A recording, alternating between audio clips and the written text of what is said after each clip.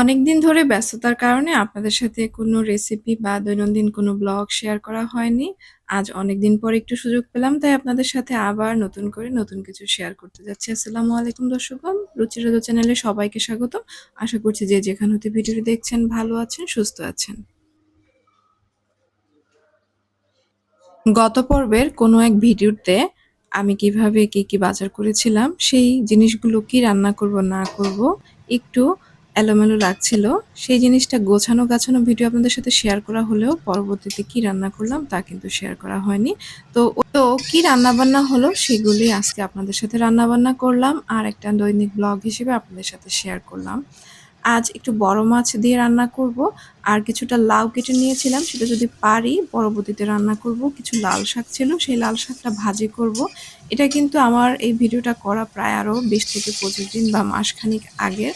একদম শীত এখন মোটামুটি চলছে, তখন কিন্তু এতটা শীত পড়েনি। তারপরও সিজনের ১ম একদম টুকটুকে লাল যে লাল শাকটা পাওয়া যায়, সেটা আমি সেই দিনই পেয়েছিলাম এই সিজনের ১ম বারের মতো, এবং মাশাআল্লাহ এটার স্বাদ কিন্তু অসাধারণ ছিল।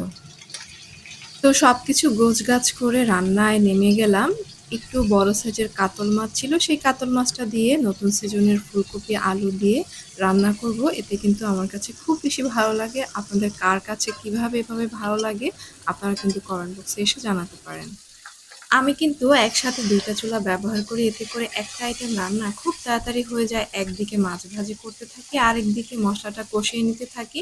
এতে করে একটু সমস্যা হয়, অনেক সময় তেলটা একটু বেশি কম হয়ে যায়। কোনো সমস্যা নেই। আমি যখন মসলাটা কষাই সেক্ষেত্রে আমি একটু তেলের পরিমাণটা কম দিই।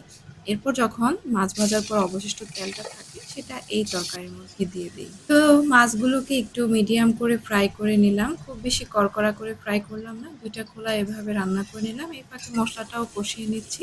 ভালো করে দেশি পেঁয়াজটাকে একটু অল্প সরিষার তেলে ভাজা ভাজা করে তারপরে এর মধ্যে অল্প করে ১ চা চামচ পরিমাণ জিরা বাটা আর ২ চা চামচ পরিমাণ রসুন বাটা দিয়ে দিলাম। অনেক বেশি মসলা আসলে আমাদের স্বাস্থ্যের জন্যও ভালো না, প্লাস হচ্ছে খেতেও কিন্তু ভালো লাগে না। আমি একটা পাতলা পাতলা ঝোল তৈরি করব, এতেই কিন্তু খুব বেশি ভালো লাগে। সবজিগুলোকে আস্ত অবস্থায় ভালোভাবে ধুয়ে নিলাম, তারপর কেটে কুটে নিলাম। আর যেহেতু নতুন সিজনের মাত্রই বের হয়েছে ফুলকপিটা, তাই এর একটা ডগাও আর আমি ফেলিনি, সবগুলোই এখানে দিয়ে দিলাম।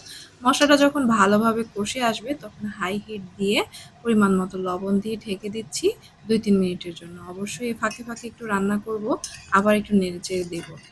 আর আরেকটা চুলা যেহেতু অবসর হয়ে গিয়েছে টকটকে, শাকগুলোকে আগে আমি ভালোভাবে পানি দিয়ে ধুয়ে প্রায় ১০ থেকে ১৫ মিনিটের মতো পানিটা ছাঁকিয়ে নিচ্ছি। এতে করে পানিটা শাকের মধ্যে বেশি করে জমে থাকে না, আর কিন্তু তাড়াতাড়ি সেদ্ধ হয়ে যায় এবং শাকটাও খেতে খুব বেশি ভালো লাগে। চুলাটা ভালোভাবে গরম হয়ে এলে কড়াইয়ের মধ্যে শাকগুলো দিয়ে দিলাম আর ১/২ চা চামচ পরিমাণ লবণ দিয়ে জাস্ট ১ মিনিটের জন্য ঢাকনা দিলাম। তবে শাকে কিন্তু বেশি করে ঢাকনা দিলে পানিটা উঠে যায়, এটা একটু খেয়াল রাখতে হবে। অনেক সময় আমাদের শাক কিন্তু পানি পানি হয়ে গেলে একদমই খেতে ভালো লাগে না। আর এইদিকে ফুলকপিটা আলুটাও মোটামুটি কিন্তু সেদ্ধ হয়ে এসেছে, কষে এসেছে, তাই আমি এখানে ভালো করে ১/২ লিটারের মতো পানি দিয়ে দিলাম যাতে মাছগুলো একটু ডুবে থাকে। আর এই দেখুন কড়াইয়ের মধ্যে আমার শাকটা হওয়ার পরও কি সুন্দর একটা কালার লেগে আছে, তাহলে বুঝতেই পারছেন কি পরিমাণে লাল টুকটুকে শাকটা ছিল। তো যেকোনো শাক ভাজাতেই পেঁয়াজ কুচি এবং রসুন কুচি এবং শুকনো মরিচে এবং কাঁচামরিচ সবকিছু দিয়ে যদি একটা বাগার দেওয়া হয়, ফোড়ন দেওয়া হয়, তাহলে কিন্তু খেতে খুবই ভালো লাগে। সবজির মধ্যে মাছগুলো দিয়ে দিলাম যাতে করে মাছগুলো একটু ডুবে ডুবে থাকে। আর এইদিকে ফোড়নটা রেডি হয়ে গেলে শাকটা আমি বাগার দিয়ে নিচ্ছি। এটা কিন্তু খেতে খুবই ভালো লাগে।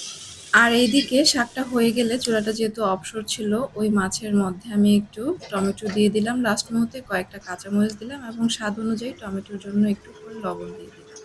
তবে লাউটা ভেবেছিলাম রান্না করব, লাস্ট মুহূর্তে আর মনে হচ্ছে আজকে সবকিছু রান্না করলে তরকারিগুলো হয়তোবা রাত পর্যন্ত আবার শেষ হবে না, বাসি খাবার খেতে হবে। তাই আজকের জন্য ভালো করে এয়ারটাইট বক্সে রেখে দিলাম।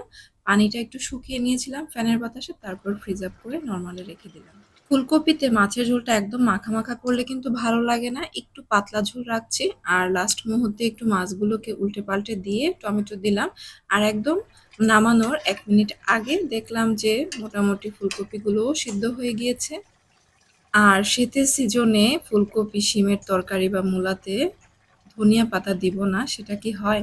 তো আমার গাছে কিছু ফ্রেশ ধনিয়া পাতা ছিল, সেগুলো এখানে দিয়ে দিলাম। জাস্ট দিয়ে দমে রেখে দিলাম ১০ থেকে ২০ সেকেন্ডের জন্য। ফাইনালি এরকম একটা লুক এসেছে। তরকারির স্বাদের চেয়ে আগে কিন্তু দেখার সৌন্দর্যটাই বেশি। ফুলকপিগুলো যদি বেশি ভেঙে যায় তাহলে কিন্তু দেখতে একদমই ভালো লাগে না। আবার এতটাও শক্ত রাখা যাবে না যাতে করে ভেতরে রসকসে কিছু ঢুকবে না। তো সবকিছু মিলে আমার কাছে খুব বেশি ভালো লাগছে। একদম পারফেক্ট হয়েছে রান্নাটা।